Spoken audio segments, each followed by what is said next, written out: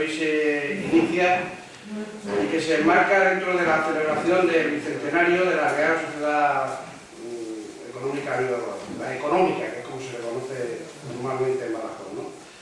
Y por supuesto agradecer la presencia de Felicidad Sánchez Pascua por aceptar impartir esta conferencia.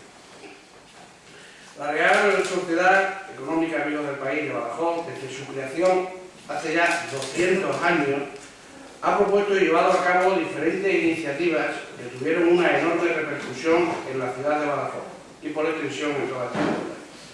Recientemente, en la página del periódico Hoy, José Julio Barriga publicó un artículo y mencionó algunos de los hitos que han contribuido a nuestra sociedad en estos 200 años y que han ayudado al desarrollo cultural, económico y social de Badajoz.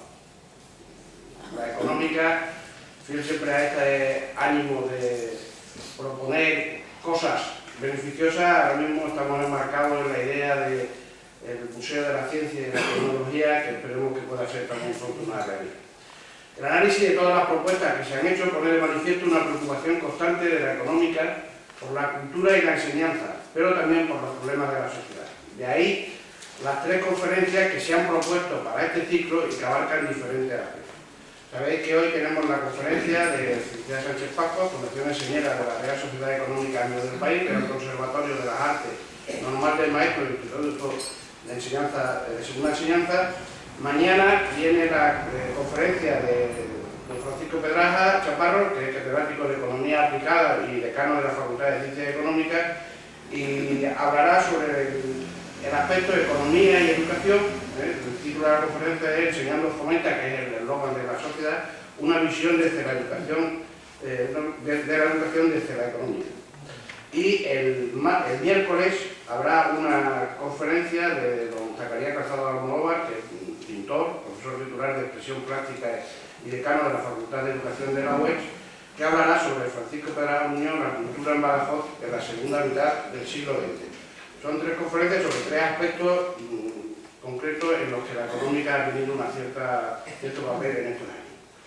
Todas estas aportaciones, además, se verán reflejadas en otras muchas, de una u otra manera, en el contenido del libro que se presentará el jueves 28 en la Real Sociedad, el título es Real Sociedad Económica Amigos del País de Badajoz, 1816-2016, que será presentado por don Juan Velarde, presidente de la Real Academia de Ciencias Morales y Políticas. Esperamos también la asistencia a todos estos actos y a los actos programados también con motivo del bicentenario. Para abrir este ciclo de conferencias va a intervenir Felicidad Sánchez Pascua, catedrático de la Universidad y socia de la Económica de Badajoz, que ha centrado su actividad investigadora en la historia de la educación. Le agradecemos su presencia, no es la primera vez que interviene, ya que en 2007 también habló sobre diferentes aspectos de la historia de Badajoz en estos 200 años. Su currículum es muy amplio y demuestra un afán de superación y de trabajo que es digno de aplaudir, porque en esta universidad, la Universidad de Extremadura, en la época que nos ha tocado a nosotros, digo nosotros porque yo fui compañero también de ella, igual que algunos de los que están aquí presentes, no se regalaba nada y todo era a base de esfuerzo y de dedicación. Sus retos eran muy altos, había que derribar muchos muros y las metas que se propuso yo creo que las consiguió. Felicidad es maestra de primera enseñanza, que ejerció durante 11 años y 3 en secundaria. Es profesora diplomada en educación de adultos y licenciada en Filosofía y Letras por la Universidad Pontificia de Salamanca. Obtuvo el doctorado en Ciencias de la Educación en 1984 y la cátedra de Escuela Universitaria en 1986. En esa época, en las escuelas de magisterio de España, eso era mucho. O sea, ser catedrático de escuela universitaria doctor era un hito. Y yo te había apuntado, no sé si será cierto o no, pero es una idea que tengo, que probablemente fuera la única catedrática de escuela universitaria en Extremadura que tenía el doctorado. No solo en Extremadura, sino en España en esa época había también muy pocas personas, hubo catedráticas y catedráticos que fueran doctores y por lo tanto rompía ahí, diríamos, creo que una barrera muy interesante. No voy a señalar sus publicaciones y sus aportaciones, que son muchas y que pueden verse simplemente escribiendo su nombre en Google o en cualquier otro buscador específico de educación o de historia de la educación. La actividad investigadora ha estado ligada fundamentalmente a la historia de la educación, también tiene algunos trabajos sobre la participación extremeña en la Corte de Cádiz, siempre dando a la educación una dimensión social y de desarrollo de las personas. Su profesionalidad le ha llevado también a participar en diferentes órganos de gestión universitaria, donde siempre tuvo unas actuaciones destacadas y reconocidas. Si tenéis la curiosidad, podéis comprobar que trabajó sobre la historia de la educación en Extremadura y en Badajoz. Podemos destacar su trabajo sobre la aparición del Instituto de Segunda Enseñanza en Badajoz en el siglo XIX, no vamos a olvidar cosas hoy, sobre la creación de la Escuela Normal y Seminario de Maestras de Badajoz y de la Escuela Normal de Maestras, sobre la educación de adultos en Badajoz en el siglo XIX y sobre la educación femenina a través de la Escuela Pía de Badajoz. También trabajó e investigó sobre importantes personajes de la educación, como Ezequiel Fernández Santana, al que señala como pionero de la educación de adultos, Jacobo Rodríguez Pereira, que relaciona con la educación de sordomudos y el interculturalismo, o bien sobre Rubén Landabaz, que fue el tema central de una de las tesis que dirigió. Pero también ha escrito, investigado y escrito sobre personajes importantes de la historia de la educación, y en especialmente sobre Pestalozzi, que era una de las cosas que nosotros preguntábamos muchas veces por ahí, por los pasillos, que analiza no solo la aportación de cómo lo considera un maestro destacado, sino que además lo analiza también en relación con Godot. Y para ese trabajo tuvo que desplazarse en numerosas ocasiones a Suiza, buscando, como hacen siempre los buenos investigadores, las fuentes originales. De todo ello podemos encontrar referencias en sus libros, capítulos de libros y en numerosos artículos, en revistas de investigación y en actas de numerosos congresos en los que participó en muchas de las ocasiones como ponente invitado. Pero también hoy quiero hacer aquí un inciso y aprovechar este acto para hacer una reivindicación de algunas mujeres de la segunda mitad del siglo XX que desarrollaron su actividad docente en la Escuela de Magisterio de Badajoz, algunas de las cuales han participado en las escuelas normales de hombres y participaron en su momento en la escuela de hombres y mujeres. Obviamente una de ellas es Felicidad Sánchez Pascua, más joven que alguna de las que mencionaré, que nos acompaña. Son mujeres que empezaron a ejercer su profesión docente durante la dictadura y que al margen de su posición ideológica rompieron barreras en la profesión docente. Era muy difícil en las mujeres abrirse camino en cualquier campo y también lo era en este. Creo que la sociedad de Badajoz todavía no la tiene en su memoria histórica. Me refiero, por ejemplo, a personas, me quedo como Carmen Álvarez Arena, aunque en este caso específicamente en la calle, o Rosy Moreno, que se fue con nuestro movimiento también a Adriana Contreras, y otras que consiguieron un reconocimiento en su época, rodeadas en una sociedad que era fundamentalmente de hombres. Son mujeres que no se definieron nunca como feministas, pero que su ejemplo abrió muchas puertas a otras mujeres y hombres que pudieron continuar su trabajo. Quiero finalmente terminar, incidir en el espíritu de lucha de Felicidad en su medio, su lucha constante, ganándose con tensión y su buen hacer, un reconocimiento sincero de los ambientes relacionados con la investigación, y en particular con la investigación educativa, tanto en nuestra región como fuera de nuestra región y en España y fuera de España. Y dicho esto, pues le cedo la palabra para que me hable de los aspectos que ha investigado sobre la enseñanza en Badajoz. Muchas gracias.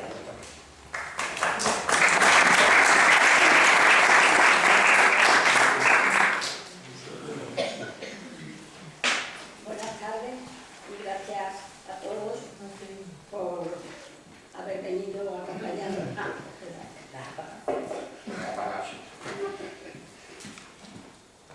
Quiero agradecerle a Loreto las palabras que me ha dedicado, aunque no sé si agradecérselo o no, porque me han puesto así, me lo ha puesto tan difícil, que no sé si voy a llegar a la altura que él ha marcado.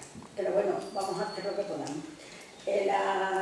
La charla, como el título indica, son Fundaciones Señeras de la Sociedad Económica Amigos del País de Badajoz. Y me he fijado en tres, aunque tuvo bastantes más, que son el Real Conservatorio de Arte, la Escuela de Magisterio, aunque la Escuela de Magisterio tuvo menos incidencia, y sobre todo el Instituto de Segunda Enseñanza, que es donde realmente se implicó la sociedad y hasta conseguir que empezara a funcionar. En primer lugar, que es conveniente fijarnos un poquito en qué eran las económicas, cómo aparecieron, por qué aparecieron, y para luego ver la proyección que tuvieron y llegar a la nuestra, que fue un poquito tardía, pero que también supo hacer su labor.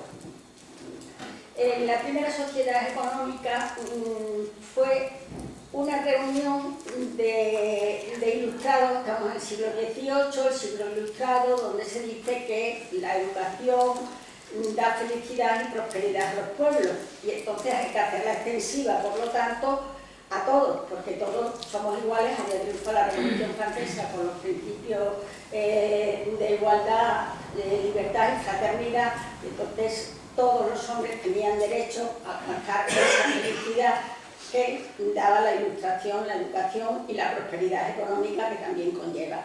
Estos fueron unos señores de Azcoitia, se les llamaron los caballeritos de Azcoitia, y entonces ellos se reunieron y fundaron esa primera sociedad económica. Después, el presidente fue el conde de Floridablanca, y posteriormente Campomanes, que era el fiscal del reino, escribió un discurso sobre el fomento de la industria popular, y en él decía que no es accesible a ningún gobierno velar inmediatamente en cosas tan extendidas que abrazan todo el reino. Y en esa reflexión obliga a pensar en sociedades económicas, que habían fundado ya, como digo, que vean lo que conviene a cada provincia, cuáles impedimentos los retardan, los medios seguros de remover esos impedimentos y establecer los modos sólidos que han de regir en este género de industrias. Claro, esto le resultaba muy fácil al gobierno, porque si se fundaban sociedades económicas, ellas las que se encargaban de abrir lo que se llamaron escuelas patrióticas de primera enseñanza, se encargaban también de instruir a los artesanos en la química y en una otra serie de ciencias buenas para su prosperidad. Al gobierno le resultaba baratísimo. Entonces, Campomanes mandó el discurso acompañado de una circular a las distintas ciudades del reino, y hizo que, bueno, lo acogieron con mucha euforia, con mucho ánimo, y empezaron a crearse sociedades económicas al ejemplo de la que habían creado en Azcoitia.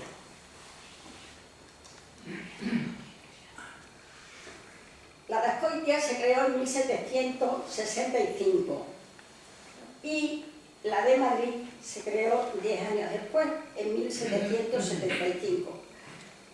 Bueno, el objetivo que pretendía, pues ya se decía en la circular, son instituciones tendentes a fomentar la instrucción y la economía. Dos cosas que un siglo más tarde Costa resumiría con la frase de escuela y despensa, y nuestro Fernández Santana hablaba primero escuelas, luego sindicatos, es decir, que siempre se había considerado como un medio de prosperidad la educación. Entonces primero había que dedicarse a la educación y esto iba a contribuir a esa prosperidad. Entonces las económicas tenían ese fin, fomentar la instrucción, con consecuencia la economía. Digo que después de la de Madrid, y una vez que Campomanes envió el discurso y envió la circular, pues surgieron bastantes instituciones. Se considera que como unas 65, pero luego ya empezó a decaer esa euforia primera. Y claro, Carande, que habla mucho, tiene una publicación sobre las económicas, dice que no podía esperarse que en unos pocos años equipos nada numerosos de amigos del país, distantes entre sí por sus medios y sus dotes, hiciesen más de lo que hicieron. Crearon, pero eso no iba a suplir el que hubiera el poder generalizar, perdón, una educación para todos. Las primeras sociedades económicas en Extremadura se crearon en Plasencia en 1780 y en Trujillo en 1787. Por entonces, la extensa provincia de Extremadura, con su capital en Badajoz, no contaba con sociedad económica. Bueno, las razones que da Carande y que se dan en otros escritos es que, claro, que la situación o la guerra de la independencia y que la situación económica que se vivía, que no había posibilidades de que se pudiera crear una sociedad porque se tenían que reunir una serie de personas que eran con su dinero los que iban a sostener esa institución. ¿Cuándo se creó? Tardó, pero por fin en 1815 se pidió ya a Madrid que se crease una sociedad también aquí en Badajoz. Y la sociedad se creó en 1816, que por algo estamos celebrando los 200 años, y inmediatamente el que era entonces censor de la económica, don Manuel de la Rocha, el pastor de Extremadura, algunos conoceréis que después estuvo en el exilio, en fin, también dará un tema. Lo primero que hizo para poner en práctica el lema de la económica, fomenta enseñando o enseñando fomenta, y pidió que se crease una cátedra de matemáticas.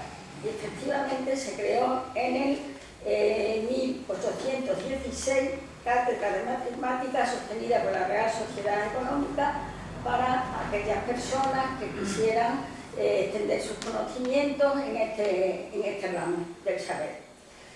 Pero inmediatamente vino la decadencia. Bueno, la decadencia, volvió Fernando VII, el deseado, que yo no sé por qué se le llama el deseado, porque la verdad es que las cosas que hizo no es como para desearle mucho, pero bueno, así se llama. Llegó Fernando VII y le tenía pánico a las económicas, no le gustaba nada, y entonces la suprimió. Y nada, dejaron su actividad, todas ellas, pero en cuanto murió él, cogieron con más brío el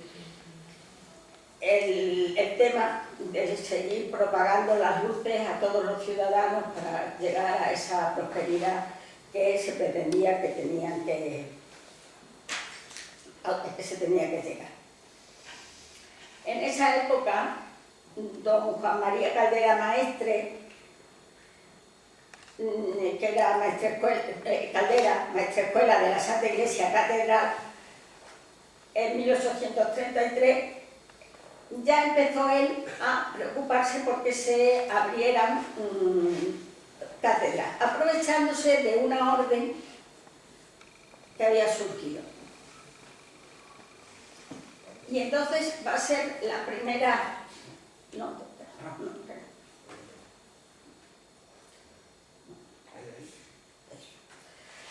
Entonces se empezó a preocupar porque había salido una orden diciendo, dos órdenes, la Real Orden del 12 de febrero de 1832 y otra del 4 de noviembre de 1833, en la que se mandaba crear cátedras de geometría, mecánica y química de las artes en varias ciudades del reino. Y se solicitaron también para Extremadura, porque no contaba con nada. Se añadieron un escrito de la económica, eran las que pedía, se añadieron una serie de razonamientos y se decía que había visto con satisfacción estas dos reales órdenes sobre las enseñanzas de geometría, mecánica, química de las artes que se establecían en otras ciudades del reino, y que la extensa provincia de Extremadura no tiene ninguna universidad, colegio, academia ni clase pública. Esto era 1832 y Extremadura era una sola provincia, por eso dice la extensa provincia de Extremadura, y la capital estaba en Badajoz. A partir de 1833 fue cuando se dividió ya en dos provincias. Pero vamos, cuando escriben los amigos del país pidiendo estas instituciones, alegan todas estas cosas. Y el escrito se lo dirigen al que era director del Conservatorio de Artes de Madrid y a su vez inspector en estas artes. La respuesta afirmativa no se hace esperar, cosa rara, porque cada vez que había que mover algo, pues enseguida la economía frenaba todo intento.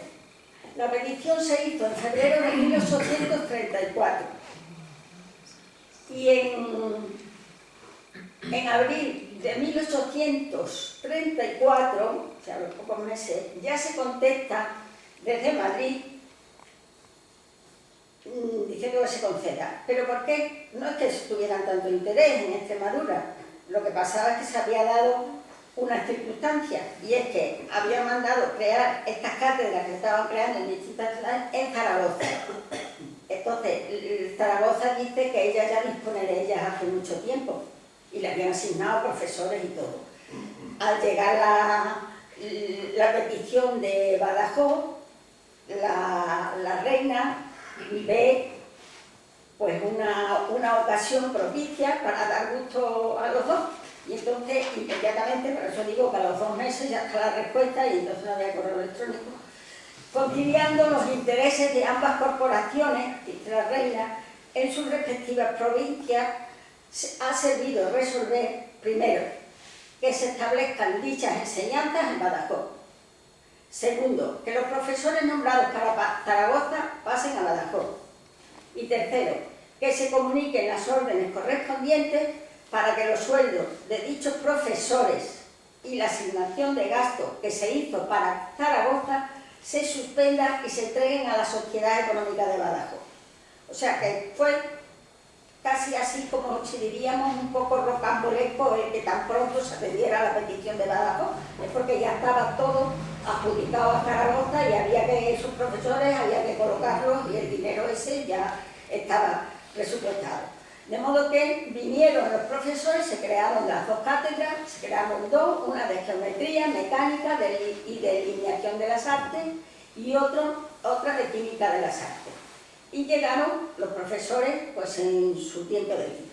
Pero siempre una serie de problemas, no sabemos por qué, porque ellos llegaron y no comenzaron las clases. No sé si no había sitio donde ubicarlo, si el dinero llegaba o no llegaba o lo administraban, no, solo que estaban ahí, pero no, de tal modo que luego ellos reclamaron que le pagaran esos meses porque ellos estaban aquí aunque no hubieran empezado las clases. Porque la apertura de las clases no se hizo hasta diciembre, en el mismo año, pero en diciembre ya. Y mandan un escrito ya de la Real Sociedad comunicando al director del Conservatorio de Artes de Madrid diciendo que removidos ya los obstáculos, los cuales serían, que han retardado la apertura de las cátedras en esta capital, la Real Sociedad comunica que el 1 de diciembre comenzarán las lecciones en el local que fue enfermería de los padres franciscanos. Y el horario será de 5:30 a 7:30 de la noche. Efectivamente, como eran artesanos y personas trabajadoras las que iban a beneficiarse de estas cátedras, lógicamente que se pusiese un horario adecuado a su trabajo, que pudiesen armonizar con su trabajo.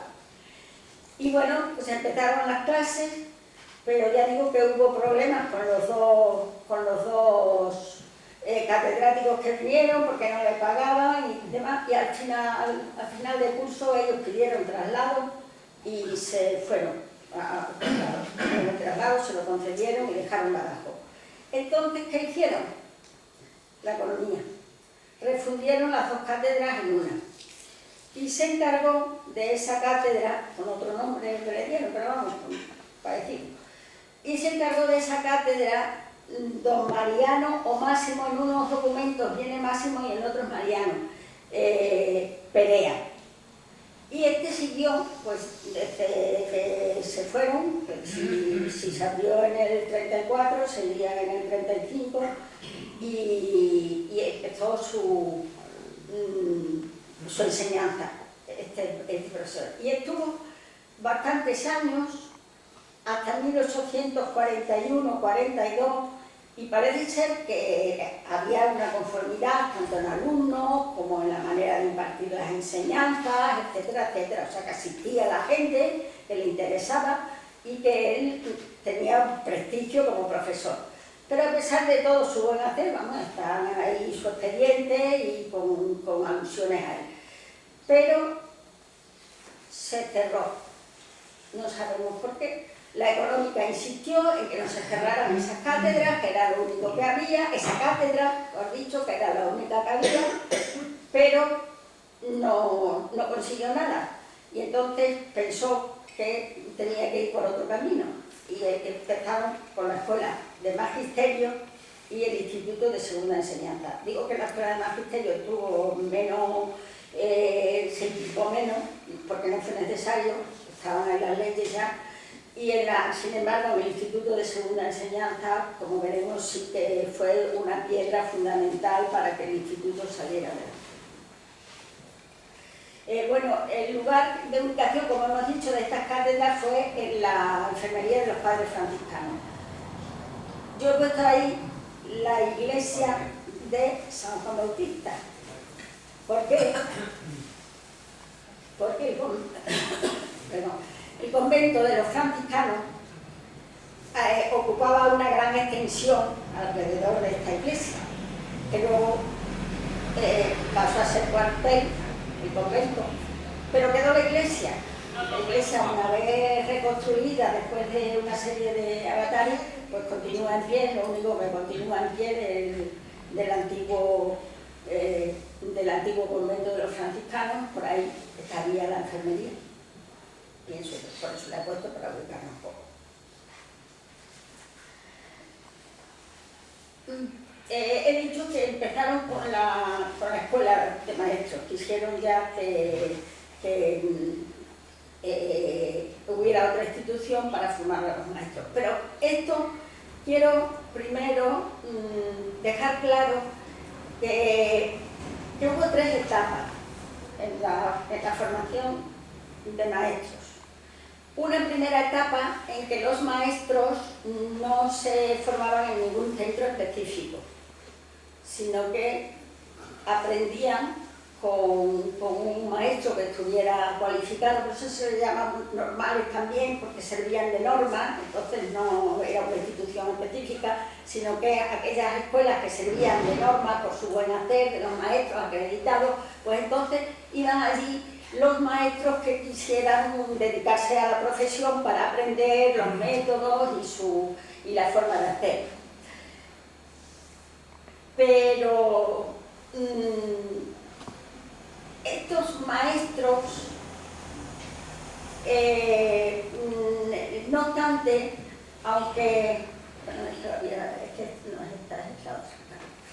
Estos maestros, no obstante, aunque no se ocupaba, el Estado no se ocupaba de formarlos, lo que sí se preocupaban es de controlar su formación, si realmente estaban preparados para dedicarse a la enseñanza. Y ya en 1370 existía una cédula de Enrique II en la que se dice que los maestros de escuela sean examinados en el nuestro Consejo y Corte, y siendo suficiente, el nuestro Consejo les dé las cartas y leyes y letras de examen para que tengan escuela y enseñanza en cualquier parte. Es decir, lo examinaban normalmente quien eran los municipios, porque eran los que pagaban, eran los ayuntamientos los que pagaban a los maestros, y para elegirlos, pues nombraban a lo mejor otros 3 maestros que se consideraran que tenían buena preparación para que examinara a ver si estaban. Y entonces le daban, diríamos, como un certificado. Posteriormente, a la célula esta, se agruparon los maestros en lo que se llamó la Hermandad de San Casiano. Era como diríamos como el sindicato de los maestros de aquella época. ¿Por qué San Casiano? Pues porque según la tradición, San Casiano murió a pedrada precisamente de sus alumnos. Y entonces Entonces pensaron que bien se merecía tener algún reconocimiento.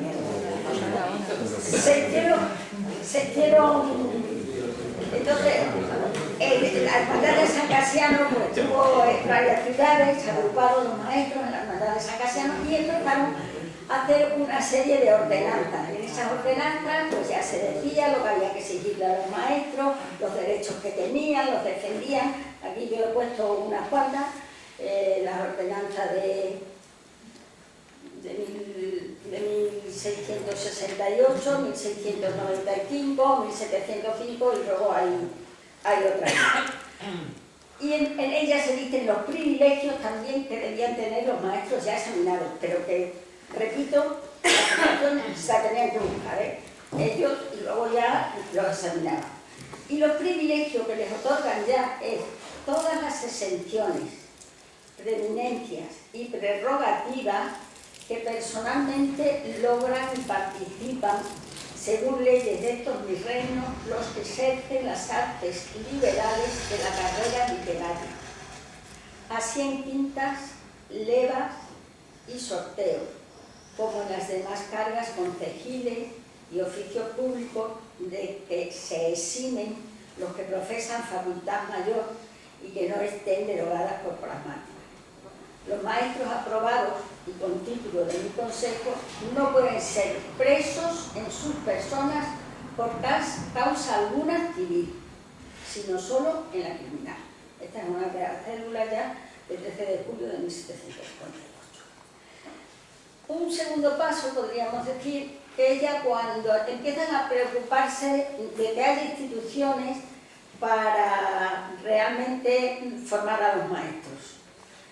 Y bueno, aquí hay un poco de diferencia entre los distintos investigadores. Parece ser, yo como ya ha dicho Lorenzo, que Pestalozzi me atraía mucho, pues he dicho que apertura del seminario, cuando empezaron a abrirse escuelas para maestros, algunos consideran que Godoy envió una serie de personas ilustradas que viajaran por Europa y que recopilaran aquellos métodos que les parecían más adecuados.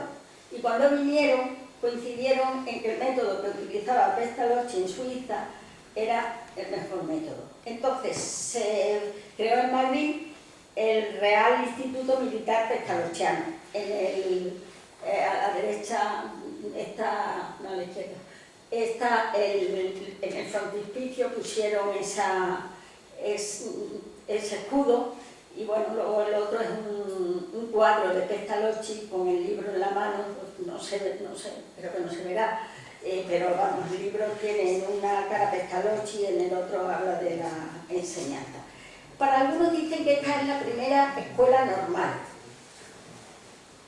pero otros no. Porque las escuelas normales se creaban como centros donde había que enseñar los distintos métodos. Y aquí, en realidad, solo se iba a enseñar el de Pestalozzi. Por lo tanto, para unos dicen, no es auténtica escuela normal. Pero bueno, ahí está. Desde luego la labor que hizo fue considerable y ahí quedó. Porque las personas que se formaron, pues luego estuvieron también en otro campo. Pero ya decidieron que se iban a crear unos centros específicos para formar a los maestros.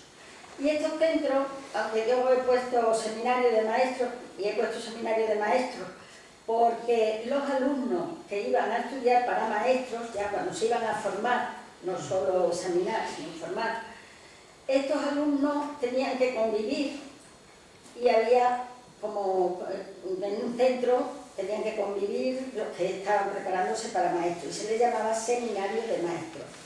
Anejo a este seminario tenía que haber una escuela de primera enseñanza que servía de práctica a los que estaban estudiando para maestros. Que luego sería, pues si queréis, pues un antecedente de las escuelas anejas, que también eran escuelas donde hacían las prácticas los que estudiaban en el máster. pero entonces se llamaba escuela práctica. Y había unas clases donde se le enseñaba toda la parte de pedagogía, digamos, método, algo de psicología, etc. Y eso era lo que luego se llamó ya normal de maestros. Así como antes la normal eran escuelas que servían de normal, ahora ya la normal era el conjunto de esas tres facetas, la de enseñanza de pedagogía, el que hubiera una escuela práctica y el que vivíamos en un internado donde aprendieran también buenas maneras, respeto mutuo, etcétera, etcétera. La primera escuela normal, que sea, bueno, según Julio Ruiz Berrio, pues dice que había un antecedente en las órdenes religiosas que preparaban a los miembros de sus congregaciones para la enseñanza, pero que como palabra surgió en Alemania, la normal Schule. Dice que fue donde se empleó ya por primera vez como centro formador. En España, la primera normal, se llamó Normal Central, fue en Madrid, se creó en Madrid en 1839. En la foto vemos el rector de la universidad, pues ya eran centros relacionados con la universidad, está el rector visitando esa escuela, la primera escuela.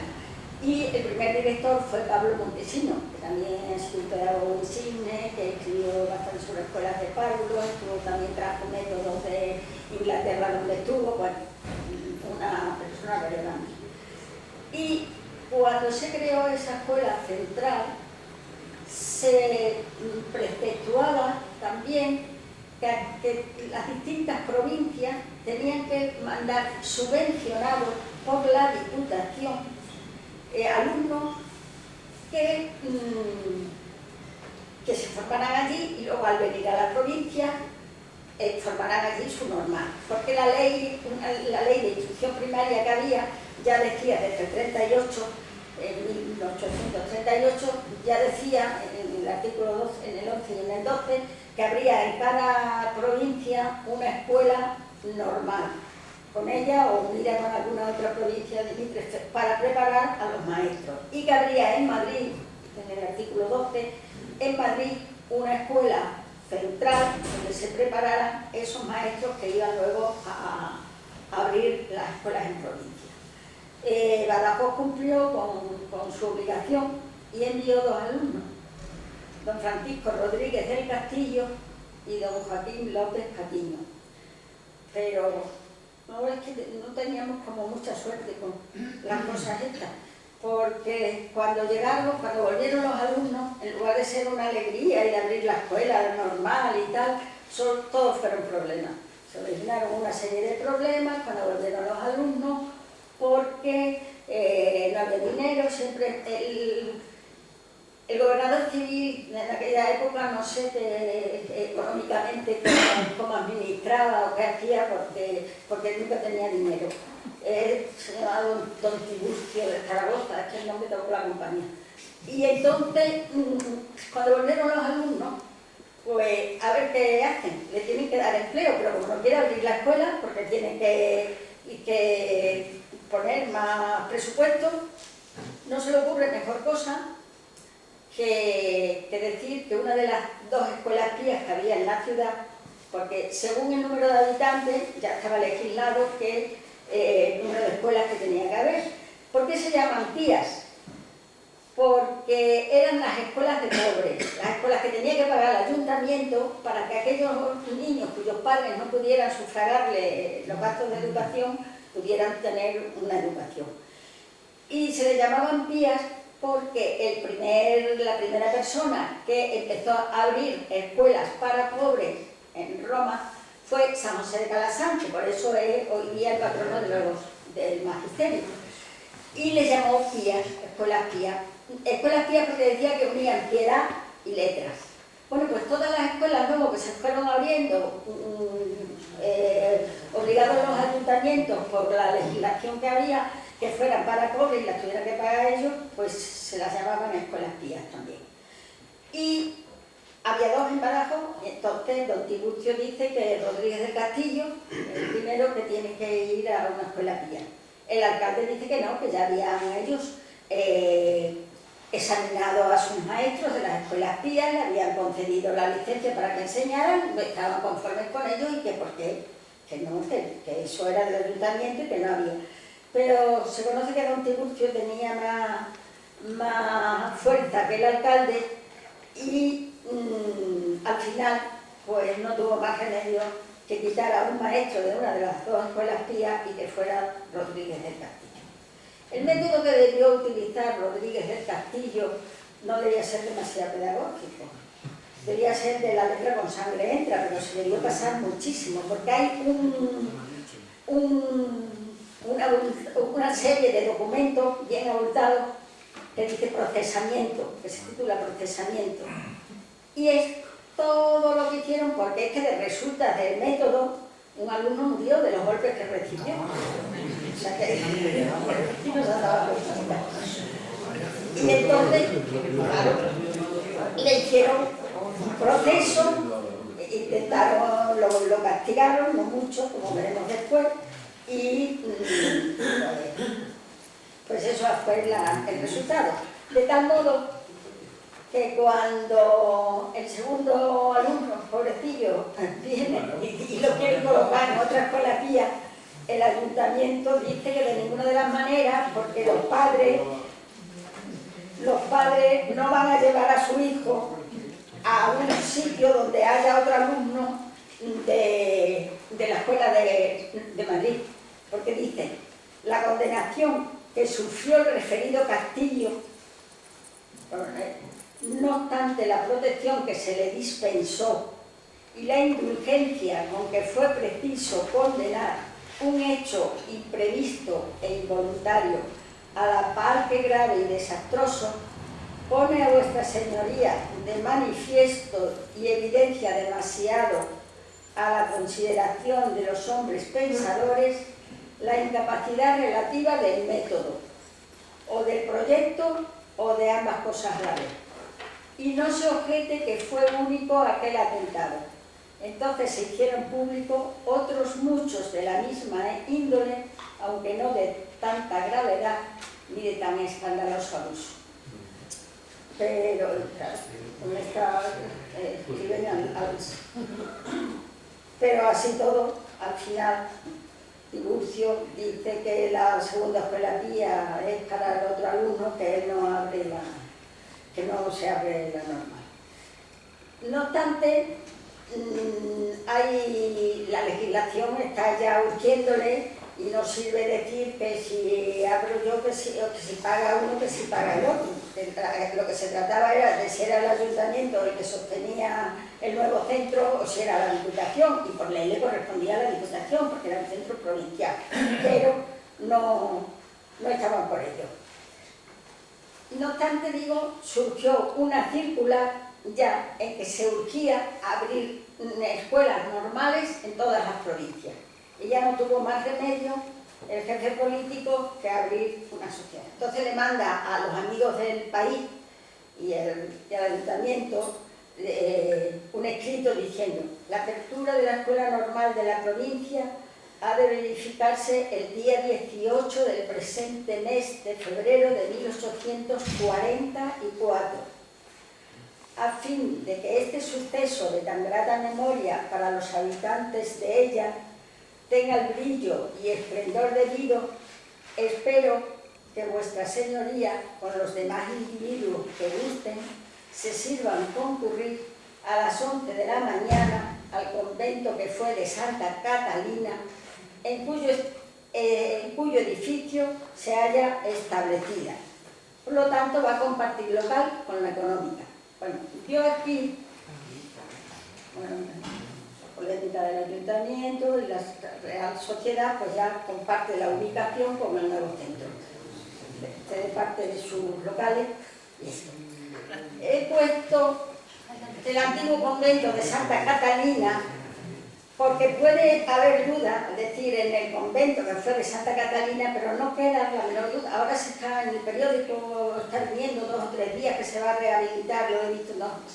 la iglesia de este antiguo convento de Santa Catalina, pero no se puede referir a este de ningún modo por las fechas, porque todo esto estamos ya en 1844 y el convento de Santa Catalina, bueno, pues después de las monjas habían ido ya a otro convento. Aquí estuvieron los jesuitas, que ampliaron con otros edificios aledaños, y después vino la desamortización, con lo cual todos a la calle, y ahí quedó el convento, y bueno, del convento pues resta lo que resta. Y por lo tanto el convento de Santa Catalina, al que se refiere que van a abrir la escuela normal, es esto, porque no han sido capaz de encontrar lo que hoy es la Diputación y el sitio donde estamos. Porque ha sido imposible encontrar, o por lo menos yo no he podido encontrar fotografía del antiguo edificio. Recuerdo que cuando estuve yo trabajando sobre el instituto, fui a Vidarte, que decían que tenía una colección de edificios de la ciudad, le rogué, le supliqué, le prometí, pero dijo que no, que la colección iba entera. No sé si es que pretendía que alguna institución le comprara la colección entera de fotos, no sé qué ha sido de ello, pero realmente yo no lo pude conseguir. Y ahora buscando en lo que he podido buscar tampoco he conseguido edificios antiguos, pero sabemos que fue a este convento, el convento de Santa Catalina, fue el sitio este, que es donde se instaló la normal de maestro. ¿Y quién les parece que fue el primer director de esta normal de maestro? Pues nada más y nada menos, como era el jefe político el que tenía que nombrar el director, pues nombró a Rodríguez del Castillo. Y como miraba tanto, sí, porque tenía a uno. Y como además lo de la economía lo administraba también don Tiburcio, pues le escribe al ayuntamiento y le dice que le entregue a Rodríguez del Castillo, le entregue todo lo concerniente a las escuelas pías, todos los enseres que tienen las escuelas pías, que se los entregue, porque como ahí hay que abrir una escuela de primeras letras, pues ya no hacen falta las otras, y así abre la escuela. Y así está, son un par de años, porque después ya la reina nombró al otro alumno, al segundo alumno, López Patiño, y parece ser que López Patiño fue bastantes años director de la normal de maestros. Siempre estamos hablando de varones, lo de las mujeres iba por otra vía más así, a cámara lenta. Y que le entregara todo los enseres, porque como ya iba, ya no hacían falta las pías, porque ya la que había de prácticas en la normal pues era suficiente. Y así, repito que luego estuvo don López Patiño, estuvo bastantes años, su expediente se dice que, bueno, pues todas las realizaciones que hizo en la escuela era muy considerado. Tiene un expediente que se conserva en el archivo de la Administración de Alcalá y tiene un expediente digno de incómodo. Por lo menos mejoró la cosa. Y por fin, la tercera fundación que va a ser el Instituto de Segunda Enseñanza de Badajoz. El instituto, ahí sí tuvo un peso fundamental la Sociedad Económica de Amigos del País, porque tampoco se respetaban las leyes, también era una institución que tenía que subvencionarla a la provincia, no el ayuntamiento, sino la provincia, y ya hemos visto cómo manejaban los fondos, los fondos provinciales, cómo se manejaban. Entonces, y se da el caso que hay dos señores que con fecha 7 de agosto de 1842, estos dos señores son don Gregorio Oyuelo y don Gabino Tejado, que hacen un escrito al ayuntamiento diciéndole que les conceda el convento de Santa Catalina. El convento de Santa Catalina debía dar para mucho. Ya estaba allí la normal, ya estaba la naranjal, y entonces pues que le concedieran locales allí para abrir, dice, para abrir un establecimiento mezcla de utilidad y saber, escuela de civilización y cultura, algunas cátedras de idiomas extranjeros, de dibujo,